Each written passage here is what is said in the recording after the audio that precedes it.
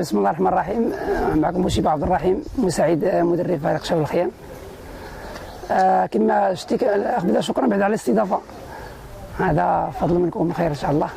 كما شفتوا المقابلة الحمد لله كانت في المستوى، دخلنا عازمين أننا نأكدوا نربحوا باش نأكدوا ديك النتائج اللي جبنا قبل. هو ربحنا ربح التابعين، ربحنا يا سيدي فني مع ربحنا أمجد غوارة.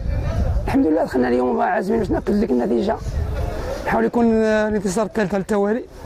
الحمد لله أكدناه، دخلنا وداكشي اللي قلنا للدراري طبقوه الحمد لله، هذا خير وفضل منهم. وكما شفتوا المقابلة دازت في واحد الجو رياضي، الجميع تفرج استمتعوا بواحد الكرة الحمد لله كانت في المستوى.